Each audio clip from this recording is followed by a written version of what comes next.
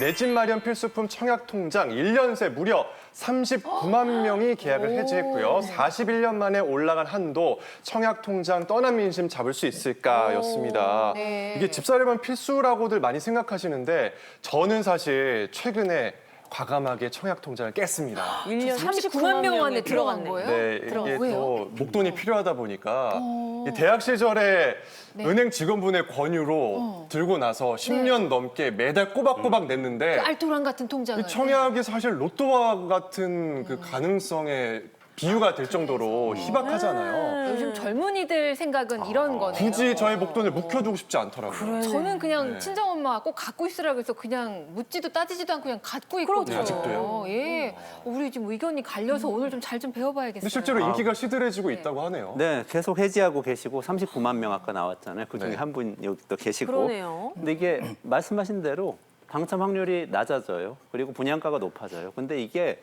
그냥 누가 뭐 잘못 생각해서 그런 게 아니고요. 구조적으로 그런 겁니다. 예전에는 우리나라가 인구는 굉장히 빨리 늘고 고도 성장기잖아요. 그러니까 네. 국가가 주택을 복지로 생각했어요. 그래서 주택을 무조건 많이 지어서 공급을 많이 해서 하는데 엄청 싼 가격에 청약을 들어온 사람들한테 그냥 집을 거저 주다시피 주면 나중에 경제는 계속 성장하니까 집이 값이 계속 오르고 그러면 결과적으로는 모두 다 자산을 갖고 있는 중산층이 된다. 네. 이런 사회였거든요. 근데 지금 반대가 됐잖아요. 인구가 줄기 시작했습니다. 네. 그리고 성장은 멈췄어요. 그러니까 계속 성장하지 않으니까 주택을 계속 많이 공급할 필요도 없어요. 사람도 늘지 않는데 주택만 늘어나면 안 되잖아요. 그러니까 주택 공급이 줄어듭니다, 자연스럽게. 그리고 옛날에는 복지를 생각해서 싸게 공급을 했는데 그러지도 않아요. 이제는 건설사들도 이익을 좀 내야 되고 이걸 챙겨주기 시작했어요. 그러다 보니까 가격은 비싸져요. 그러다 보니까 청약통장의 효용성이 계속 줄어들고 있는 거예요. 그러니까 우리 사회가 사실은 청약 들어가가지고 집 한 채 싸게 사가지고 인생 역전해야 된다라는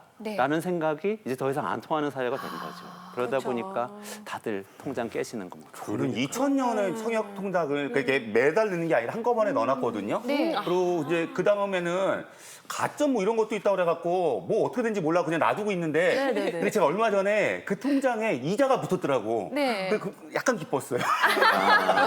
그게 끝이에요? 근데 그 외에는 뭐 가점도 어떻게 된 뭐 복잡해. 어려워요. 맞아요, 맞아요. 근데 실제로 저희 중에 청약 되신 분 계시잖아요, 여기. 그러니까. 여기 계시잖아요. 역시 정말 되는 길을 집은 받아야 돼, 길을 다르다니까요. 그러니까. 어휴, 이러고 어때요, 방송해도 될까요? 아니 근데 그게 어떤 의도가 있었던 게 아니라 저도 엄마가 청약은 뭐 이율도 괜찮으니까 그냥 해놔라 해서 아가씨 때 들었던 통장이 그 주부가 되고 한 10년 넘게 하니까 그게 그 기간도 되게 중요하더만요. 네. 그래가지고 그거에 부양가족이 있으니까 그렇게 해서 된 거예요. 그냥 어렵지도 않았어요. 어렵지 않았어요? 와 세상에. 어우 정말. 뭐 되게 복잡하던데. 뭐 이렇게 얄미워요. 그렇게 만드네요. 그래서 그냥 저는 갖고 있는 게 좋다. 저는 이런 주의였었던 거죠. 예. 뭐 청약 통장도 네. 금부치도 다 가지고 계신 우리 김경환 씨 얘기를 들어봤습니다. 근데 이런 경우가 네. 정말 드뭅니다. 맞아요, 맞아요. 복잡하기도 하고 확률도 떨어지기 때문에 네. 그래서 39만 명이고 지금도 계속 늘어나고 있는 거예요. 네, 일단은 41년 만에 청약 통장이 확 바뀐다고 하니까 어떻게 바뀌는지 좀 들어보고 저도 지금 유지할지 말지 결정을 좀 해야겠다는 생각이 드네요. 어떻게 바뀌나요?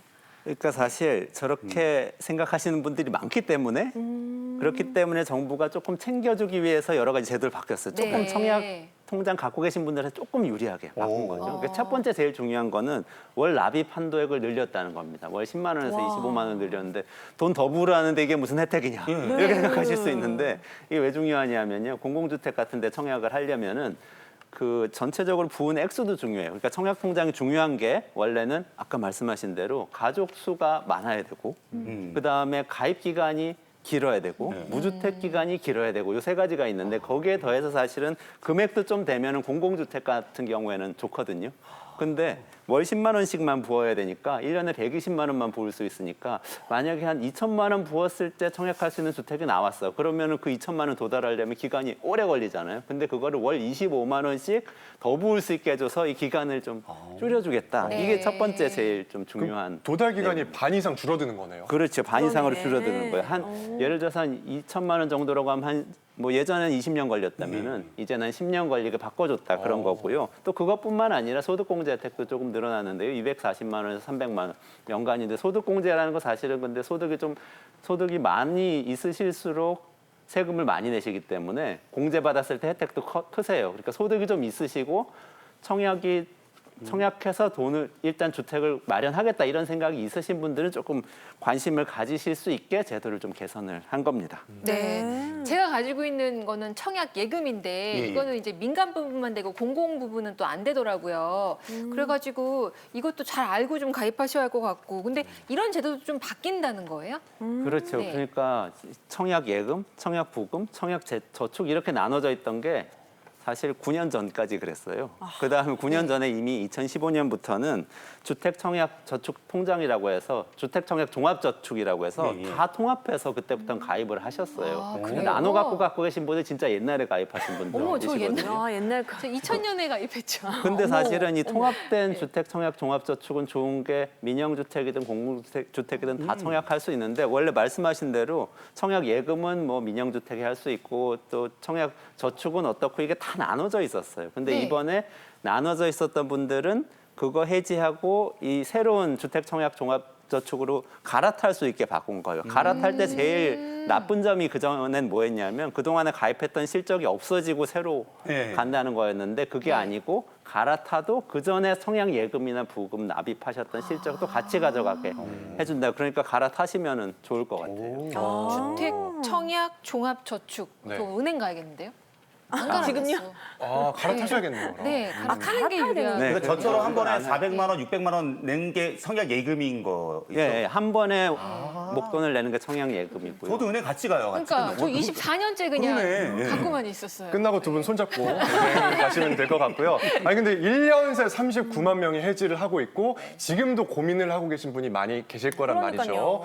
그런 분들은 어떻게 해야 되는지 그리고 이미 해지한 저 같은 경우는 어떻게 하면 좋을지 그걸 좀 짚어주세요. 아니 근데 청약 가점 얼마나 되셨어요? 그런 것도 모르셨겠죠. 꽤 됐을 것 같아요. 10년 이상 했으니까. 그러니까 일찍 했대 대학교 때 했다니까. 아, 무주택이고 한 60점은 넘었을 텐데. 약간 아까운데. 그래요? 그러니까 그걸 먼저 체크를 해보셔야 돼요. 혹시 모르시면은 인터넷에 그냥 검색해 보시면 돼요. 청약 가점 계산 요거 검색해 보시면 나와요. 들어가시면은 이게 만점이 84점이지만 가족수, 무주택 기간, 뭐 그 저축 부은 기간 이런 거 합쳐가지고 내 점수 몇 점인지 알 수 있는데 이게 좀 높으시면은 사실 해지하기는 조금 아깝죠. 아깝다. 그래도 조금 기다렸다가 넣어보시면 될 수 있는데 보통 뭐 서울 같은 경우에 69점이면은 굉장히 좀 당첨 가능성이 있다. 뭐 이렇게 얘기하는 점수고요. 다만 이게 우리 마인드셋, 마음가짐은 조금 달라져야 되는데 옛날처럼 자녀분들에게, 그러니까 대학 시절 자녀분들에게 청약 예금 하나 가입해줘서 나중에 20년 뒤에 이 아이가 커서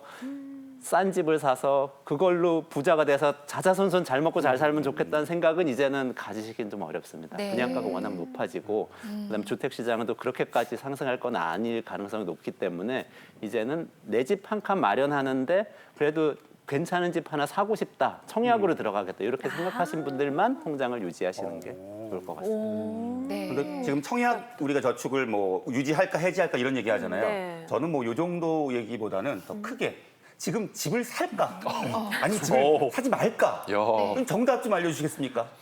금값이 어떻게 될지 알면 편의점 가서 다 사오면 되고 집이 어떻게 될지 알면 가서 집 다 사오면 수 있을까? 부자 되잖아요. 아, 정확히 알 수, 전문가도 확실히 모르는 거군요. 그거에 정확히 알 수는 없어요. 대해서는. 그런데 다만 이건 있어요. 집을 사느냐 파느냐 결정하는 결정 기준은 달라져야 된다. 왜냐하면 옛날에는 집은 사놓으면 무조건 오르는 거였는데 그랬죠. 이제 그런 건 아니기 때문에 집은 어차피 평생에 한 번, 두 번 사는 거라야 되는 거예요. 막 샀다 팔았다 하면서 부자 되는 건 좀 어렵고 다만 한 번 살 때 정말 내가 살고 싶은 지역에 살고 싶은 집을 사야 되고 그 집을 보고 있다가 거래량이 많이 늘 때 사라고 그래요.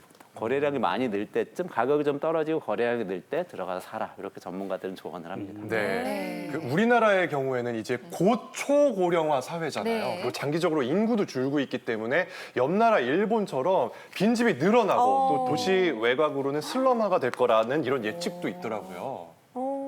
예. 의원님. 아마 부동산이 우리나라 인구 구조에 가장 큰 영향을 받을 텐데요. 지금은 그 영향을 받지도 않았다고 보시면 될 것 같고 앞으로 이제 그 영향이 나타나게 될 겁니다.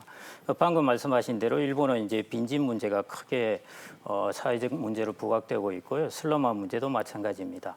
근데 이제 우리나라는 제가 이제 곰곰이 생각을 해보니까 빈집 문제뿐만 아니라 우리나라는 아파트 문화라서 빈방의 문제가 생겨나지 않을까 이렇게 보고 있는데요.